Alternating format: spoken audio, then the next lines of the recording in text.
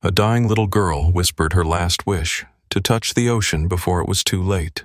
With no money left and time running out, her battered German Shepherd vanished into the night. When he returned, what he carried in his jaws stunned everyone. But what happened next will shock even those who thought they'd seen everything. But first, let's go back to the beginning. The hospital smelled like bleach and old hope. 7-year-old Emma Carter swung her legs under the exam table, sneakers too big, jeans patched at the knees. Her blonde hair was pulled into a loose braid by her mother that morning, but now strands had escaped, sticking to the tears she was trying not to let fall. Across the small white room, Sarah Carter sat with a death grip on her husband's hand. Mike Carter, a construction worker who had never cried in front of his daughter, kept his head bowed, his baseball cap twisted between calloused fingers. Dr. Lee cleared his throat. His voice cracked on the first word. He wasn't reading from a chart. He wasn't sugarcoating it. The mutation was aggressive. There was no new trial, no miracle therapy in Mexico or Germany. Time was short. "Maybe a few months," he said quietly. Sarah made a soft sound, part sob, part breath. Mike squeezed her hand hard enough to hurt. Emma didn't react. She just stared at the poster on the wall behind the doctor, the one with cartoon organs smiling as if they didn't betray you from the inside. Nobody told Emma she was dying. They didn't have to. At home, the air changed. It was in the way Sarah lingered longer at Emma's doorway at night. It was in the way Mike, always rough and playful, touched her shoulder like she might break. Emma felt the pity wrap around her tighter than the IV lines had at the hospital. The walls of her world shrank. School stopped. Birthday plans disappeared. Friends' visits became awkward. Staged affairs where grown-ups hovered just outside the room, pretending not to listen. At night, she heard them whisper, "She's getting weaker. Maybe we should call hospice." "It's not fair, Mike." The worst part wasn't the pain or the pills or even the exhaustion that clung to her like wet clothes. The worst part was the look in their eyes, like she was already gone. Everyone, except Ranger. The big, clumsy German Shepherd who had been her shadow since she was 4, back when he was a rescued stray with 2 big paws and a habit of knocking over lamps. Ranger didn't treat her like she was dying. When she dragged herself onto the couch, he jumped up and shoved his head under her arm. When she cried, he didn't flinch away like the adults. He barreled into her lap, licking away tears until she gasped out a laugh. When she couldn't sleep, he lay pressed against her side, heart beating steady and strong against her fragile ribs. Ranger didn't pity her. Ranger didn't avoid her. Ranger stayed. He watched her with the kind of focus no doctor ever gave, noticing things before anyone else did. When her breath hitched, when her hands trembled, when she needed the water glass before she even realized she was thirsty. Ranger was there. Emma's world shrank, yes, but at the center of it, where the walls closed tight and the adults grew silent, Ranger carved out a space just for them, where dying didn't matter, where she could still be a girl, not a diagnosis. In that space, she was still Emma Carter, stubborn, laughing, alive. And deep inside his scarred, battered body, Ranger made a decision without knowing the words for it. He wouldn't let her leave without a fight, not without giving her something the doctors never could. The change came the night Emma's fever spiked. The thermometer blinked red. Sarah's hand flew to the phone. Mike stumbled, pulling on his boots. Panic clawed at the house, thick and choking. But before anyone else could move, Ranger was there, pressed against Emma's side, a low whine vibrating deep in his chest. It wasn't the usual restless pacing or barked alerts he gave for strangers at the door. This was something different, something raw, something instinctual. Sarah tried to lift Emma, but Ranger growled, not at her, not in anger, but in warning, a protective snarl that said, "Slow, careful. She's fragile." That night, after the emergency passed, Ranger refused to leave Emma's room. He didn't eat. He didn't drink. He didn't move except to shift closer when Emma whimpered in her sleep. When Mike tried to coax him away with a treat, Ranger didn't even glance at it. His whole world was curled in that narrow twin bed, wrapped in a fading Star Wars blanket and the shallow breaths of a little girl losing her strength. Days blurred. Emma stopped asking to go outside. The playground collected dust. The old swing Mike had hung from the oak tree creaked in the spring breeze, empty. But Ranger adapted. When Emma was too weak to walk to the backyard, Ranger brought the outside to her. Dead leaves, sticks, the occasional confused butterfly trapped carefully in his mouth, laid out like offerings beside her bed. When she could barely lift her arms to pet him, Ranger adjusted, pressing his massive head into her palm so she didn't have to reach. When her laugh, that bright, untamable sound, grew rarer, he became the clown, flopping onto his back, tongue lolling, legs stiff in ridiculous poses until, finally, Emma giggled and the heavy sadness cracked open for just a moment. Sarah and Mike watched from the doorway, helpless, hollowed out. Doctors gave numbers, weeks, days. Hospice nurses brought soft voices and clean sheets. But Ranger brought war, not the violent kind, the stubborn, unyielding kind that said, "As long as I have breath, you are not alone." The nurses marveled. "I've never seen anything like it," one whispered as she checked Emma's vitals. Ranger's gaze never left her hand, a silent guardian judging every movement.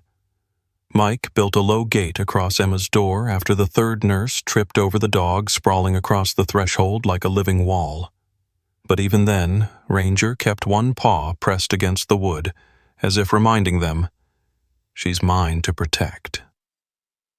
Emma faded, and Ranger anchored her. In the silence, in the stillness, where even hope felt too heavy to lift, Ranger stayed, a heartbeat beside hers, waiting, watching, planning. Because deep in the bones of that battered German shepherd, something had sparked. A mission, a purpose, a decision only a loyal heart could make. If the world was taking his girl, it was going to have to fight for her. And Ranger wasn't giving up without one last miracle. It was Sarah who first noticed the drawings. Crude sketches in crayon on the backs of old grocery lists, stuffed between the pages of Emma's favorite storybooks. Always the same scene, a vast open beach, foamy waves rolling under a pink sky, a stick figure girl standing barefoot at the edge, with a big lopsided dog at her side. Sarah found the third one tucked under Emma's pillow and felt her throat close. Mike saw them too, but neither said a word. The pictures spoke louder than grief could. One evening, after the nurses had gone and the house sagged into exhausted silence, Sarah sat on the edge of Emma's bed, tracing one of the drawings with her finger. "Why the ocean, baby?" she asked, voice barely a whisper. Emma smiled faintly, eyes half-lidded with sleep, but still stubborn. "I want to see it," she said simply. Before I can't." She said it the way other kids might wish for a puppy or a bike. Not with drama, not with tears, just a truth spoken plainly, a last wish from a little girl who understood how short her road had become. Sarah nodded, biting the inside of her cheek to keep from crying. She kissed Emma's forehead, promising herself she would figure it out. Somehow. Later, in the kitchen, Sarah and Mike sat across from each other, the weight of it sitting heavy in the stale air between them. The numbers were cruel. $200 for gas and hotel, another $800 for oxygen tanks and emergency medical equipment. They didn't have it. What little savings remained were earmarked for the inevitable funeral. Mike slammed his beer down hard enough to crack the counter. "She deserves more than this," he muttered, voice raw. Sarah didn't answer. There was nothing left to say. Upstairs, Ranger sat pressed against Emma's bed, watching her breathe. His ears twitched with every shallow exhale. His paws shifted restlessly, claws scratching lightly against the wood floor. He didn't understand words like cost or funeral, but he understood the ache that filled the house like poison. He felt it every time Sarah's voice cracked, every time Mike sat with his head bowed at the kitchen table, hands knotted uselessly together. Most of all, he felt it in Emma's slowing heartbeat. Time was slipping away, and if no one else could fix it, Ranger would. Somehow, some way. Outside the window, the spring wind rattled the trees. A loose latch on the backyard gate creaked open, and something in Ranger stirred. An ancient instinct, older than memory, older than obedience. Before dawn broke the sky into pieces, Ranger would be gone, on a mission of his own. The sun hadn't risen yet when Ranger slipped through the broken backyard gate. He moved low, a gray shadow in the early mist, careful not to wake the house. His paws hit the dirt road beyond the fence with silent urgency. He didn't look back, didn't hesitate. Emma was running out of time, and somehow Ranger knew he couldn't wait for the humans anymore. Mike found the gate swinging loose around 7 a.m. A fresh trail of paw prints led straight into the trees lining the edge of their property. No Ranger, no bark, just silence where life had once filled the morning. Panic cracked open the fragile shell of the household. Sarah ran barefoot into the yard, calling Ranger's name until her voice broke. Mike grabbed the truck keys with shaking hands, ready to tear across town if he had to. They called animal control, the local shelters, the vet. Nothing. It was as if Ranger had disappeared into smoke. Flyers went up by noon. Bright paper stapled to every fence post, every grocery store bulletin board, every battered street pole in town. Lost dog, family in crisis. Please help. Emma watched them from her bed, too weak to sit up fully, her hand resting limply on the worn spot where Ranger usually slept. She didn't cry. She didn't speak. The house felt wrong without him. Airless, hollow, collapsing inward. By the second day, the calls started coming in. A dog matching Ranger's description spotted near the old rail yard. Another report. A shadow darting through the empty industrial park. A third, wilder story. Someone swore they saw a big Germanshepherd dragging something through a flooded ditch out by Miller's Creek. Mike and Sarah chased every lead. Nothing panned out. Ranger stayed a ghost, just out of reach. Tension poisoned everything. Mike snapped at the nurses. Sarah stopped sleeping altogether, and Emma grew smaller by the hour. Nobody said it out loud, but they all knew, without Ranger, she was fading faster. By the fourth day, hope crumbled. Neighbors stopped calling. Posters flapped uselessly in the wind. Mike slumped at the kitchen table, head in his hands. Sarah stood in the backyard at sunset, staring at the empty road, arms wrapped around herself against the cold that had nothing to do with the weather. And then, just as the last light bled out of the sky, Ranger came back, covered in mud, limping slightly, chest heaving with exhaustion, but alive. In his teeth, he clutched the torn remains of a blue duffel bag, soaked and stained with something foul-smelling. Sarah screamed for Mike. Mike burst onto the porch, shotgun in hand, half expecting some threat. What he saw stopped him cold. Ranger dropped the duffel at Sarah's feet, then collapsed beside it, ribs heaving. His body trembled from exertion, but his eyes, battered, bloodshot, stayed locked on the bag. Mike nudged it open with his boot. Inside, Crumpled, dirty bills. Dozens, maybe hundreds. Wet, filthy, but unmistakably real. Bundles of cash. Mike fell to his knees, staring. Sarah knelt too, hands flying to her mouth. Ranger whined softly, head pressed against the ground in submission, waiting for something. An explanation. Forgiveness. Permission. It took hours to understand what had happened, and even then, it barely made sense. Ranger had found something, or someone, out there beyond the town limits, and somehow, impossibly, he had known it mattered. The police confirmed it the next morning. An old homeless man, known for begging at the gas stations with a cardboard sign about his angel dog, had died weeks earlier, unnoticed, under a bridge near Miller's Creek. When they found his cart, abandoned and half buried in the mud, it contained everything he owned, including his life savings. Thousands of dollars in crumpled, hidden cash. No next of kin. No one to claim it. By the strange rules of unclaimed property, what Ranger had dragged home was legally theirs, no strings attached. Enough to get Emma to the ocean, if they moved fast. The police cruiser rolled up the driveway just after sunrise, tires crunching the gravel. Mike and Sarah stood on the porch, arms wrapped tight around each other. Ranger sitting between them, his tail thumping faintly against the boards.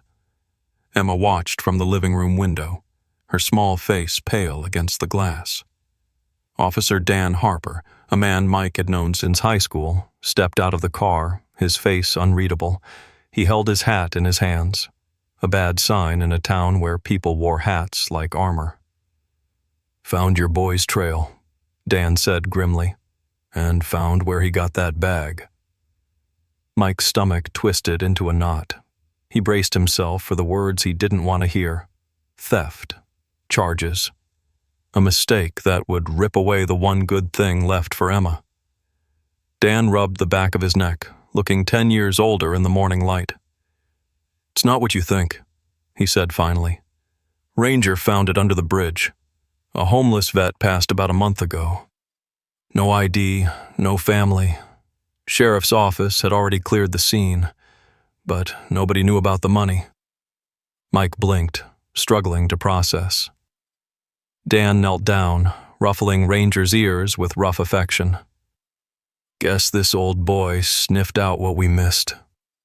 Sarah gripped Mike's hand harder. "So, the money?" Dan nodded. "Legally unclaimed, abandoned property. You didn't steal it. And given..." He glanced over his shoulder toward the window where Emma's thin silhouette stood watching. "Everything your family's going through, nobody's raising a fuss." He stood up, clearing his throat. "Use it," he said simply. The relief hit Mike so hard he almost sat down right there on the steps. After Dan left, Sarah leaned into Mike's chest, trembling, her tears soaking into his worn flannel shirt. Ranger pressed against them, whining low in his throat, picking up on the storm of emotions he didn't fully understand but refused to leave unguarded. Inside, Emma didn't need anyone to explain. She saw the duffel bag on the kitchen counter. She saw the tears in her parents' eyes. Not just sadness now, but something rarer. Hope. Real, fragile hope. And when Mike knelt down beside her bed, laying out a wrinkled, mud-streaked map of the coast, she smiled for the first time in days. "Where do you want to go, baby?" he asked, voice cracking. Emma tapped a shaky finger against a spot on the map. A place she'd read about once in a storybook, where the sun sinks into the water. Mike laughed through his tears. "We'll get you there." Sarah already had the old pickup keys in her hand. The hospital bed could be folded, the oxygen tanks could be loaded. They didn't have time for planning, permits, or polished goodbye speeches. They had hours, maybe days. The window was small, but it was open. And thanks to a battered Germanshepherd who refused to let his girl's dream die, it was wide enough to crash through. Mike carried Emma out to the truck, wrapping her in Ranger's old blanket. Ranger climbed into the cab without being told, curling up tight against Emma's frail body, as if he could anchor her to the earth by sheer force of will. Sarah slammed the door. Mike turned the key. The engine roared to life, old, coughing, defiant, and they pulled out of the driveway, leaving the house and the old life behind them, chasing the last miracle. And somehow, impossibly, believing they just might catch it. The truck rattled down the old county road, a patchwork of rust and stubbornness holding it together. Mike gripped the wheel with white-knuckled hands. His eyes flicked constantly between the empty highway and the side mirror, as if afraid the world might try to pull them back. Sarah sat beside him, map unfolded across her knees, tracing their route with a trembling finger. Emma lay stretched across the back seat, wrapped in Ranger's blanket. The oxygen tank hissed quietly beside her, a mechanical heartbeat counting down the time they didn't have. Ranger sprawled at her side, his head resting on her chest, rising and falling with her shallow breaths. Every few miles, Mike glanced into the rearview mirror.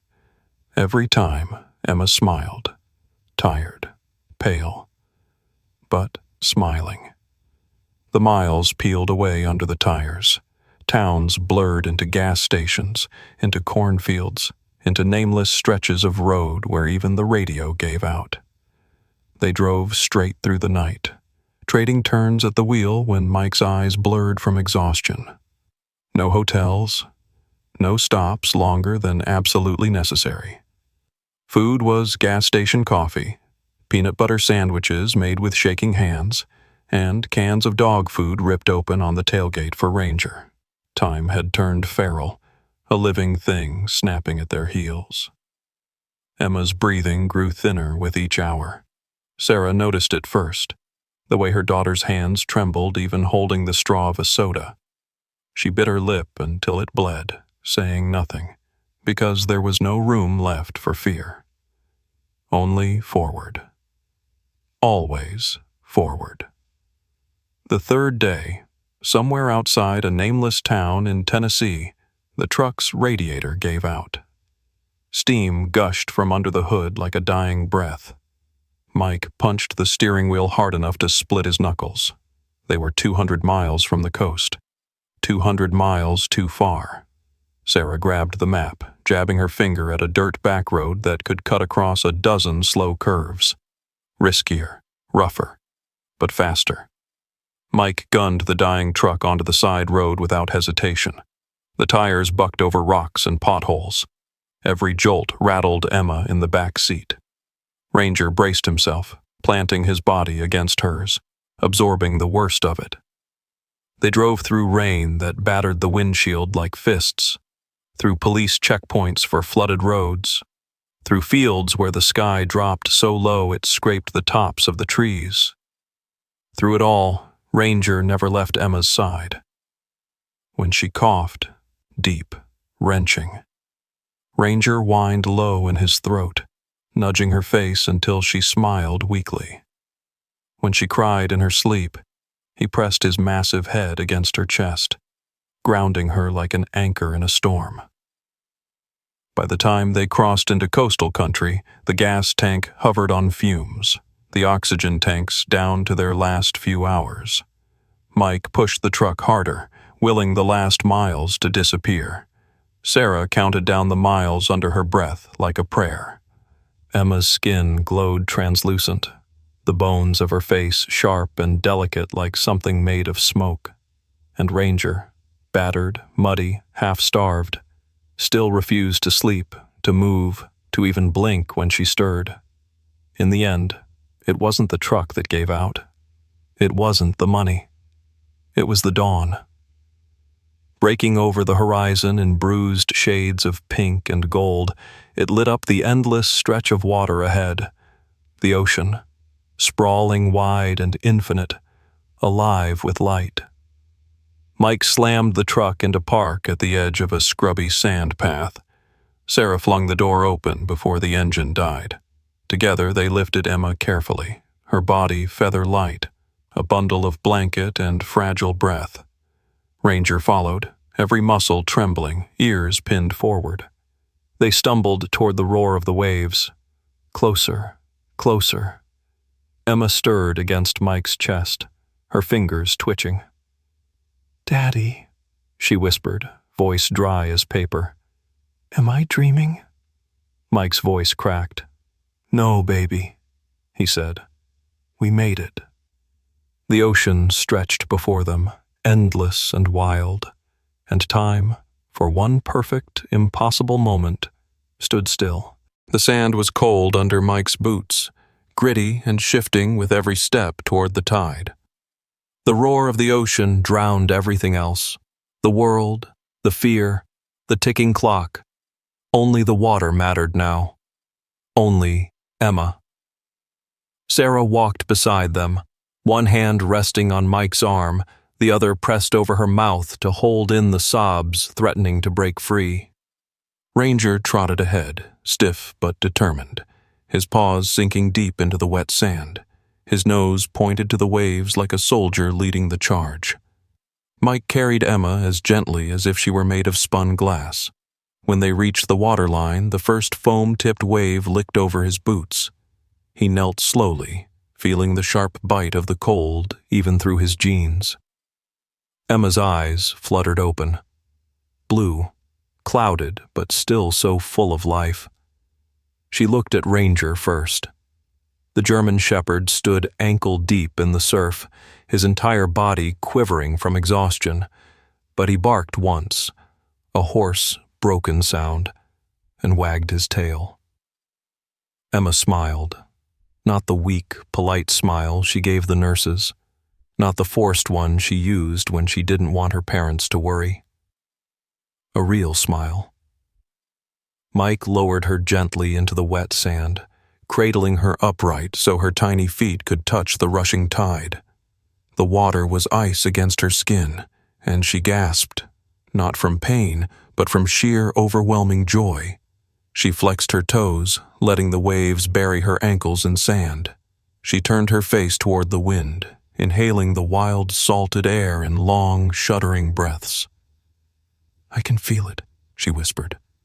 Her voice was thin, almost lost under the crash of the surf, but Mike heard every word. Sarah knelt beside them, wrapping her arms around both of them, tears streaming freely now, mingling with the ocean spray. Ranger approached slowly, chest heaving. He nudged Emma's shoulder with his muzzle, as if anchoring her here, grounding her to this moment, refusing to let her drift away just yet. Emma lifted a trembling hand and placed it against Ranger's scarred forehead. "You found it," she said, barely audible. "You found the way." Ranger pressed closer, resting the heavy weight of his head in her lap. For a long minute, they stayed like that. A girl, a dog, a family, frozen at the edge of a world too big to hold on to but too beautiful to let go. The sun broke fully over the water, washing everything in gold and fire. Emma's eyes, so tired, so worn, filled with the light of it. Mike felt it happen before he saw it. The slowing of her breathing, the way her hand, still curled gently in Ranger's fur, relaxed completely. Sarah whispered her name once, twice. No response. The waves rushed in and receded, carrying a piece of their hearts with them. Ranger whined low and mournful, but he didn't move from her side. He stayed pressed against her until the tide rose higher, as if trying to keep her anchored to this world for just a little longer. The sky, impossibly wide, swallowed them whole. And for the first time in months, Emma Carter wasn't fighting anymore. She was free, not in a hospital bed, not in a room filled with machines. But here, at the edge of everything, exactly where she had dreamed. And it was Ranger who had made it happen, against all odds, against the clock, against the entire world. They buried her 2 days later, not in a cemetery with polished stones and manicured grass, but on a small hill overlooking the beach, a place where the ocean's song never stopped, where the waves could carry her memory out into the endless sky. Mike carved the headstone himself, rough and crooked, but made with hands that had built their whole world around a single, stubborn little girl. Emma Carter, 2016, 2023. She touched the sea. She touched all of us. Sarah placed a single seashell on the grave. Ranger laid down beside it, head resting against the mound of fresh earth, as if still guarding her even now. The town came. People they hadn't seen in years. The hospice nurses, the police officers who had answered the call the day Ranger disappeared, the neighbors who had stapled flyers to telephone poles. They came and they stood, hats in hand, letting the wind carry their silence up to the sky. Nobody spoke long speeches. Nobody pretended to understand the size of the hole Emma left behind. They just stood with Mike, with Sarah, and with a German shepherd who had moved mountains for a girl he refused to let die unseen. After the service, the world didn't stop. The bills still came. The job calls went unanswered. The refrigerator hummed too loudly in the middle of the night. But Mike and Sarah didn't run. They stayed. They built a bench near Emma's grave, where people could sit and watch the waves. They kept the house small and warm. They grew tomatoes in the backyard because Emma had once said she liked the smell of green things. And Ranger stayed. Older now. Slower. The gray in his muzzle spreading like frost. But every evening he limped to the old pickup truck and waited patiently for Mike to open the door. Every year, on the anniversary, they made the drive. They didn't take the highways. They followed the same broken back roads, over the same potholed dirt, past the same gas stations and crumbling barns. They retraced every mile they had clawed through to get to the ocean in time, and when they reached the beach, Ranger would leap, stiff-legged but determined, onto the sand. He would run to the shoreline, bark once at the waves, and then sit, waiting, watching the horizon. Mike and Sarah would sit on the bench, hands entwined, letting the tide erase their footprints again and again. Time didn't heal. Time hollowed, reshaped, carved new spaces inside them. But in those spaces, something else grew. Not to replace the loss, but to carry it. A kind of fierce, defiant hope. Hope that small miracles mattered. Hope that love, stubborn, stupid, reckless love, could still make a difference, even when the clock ran out, especially then.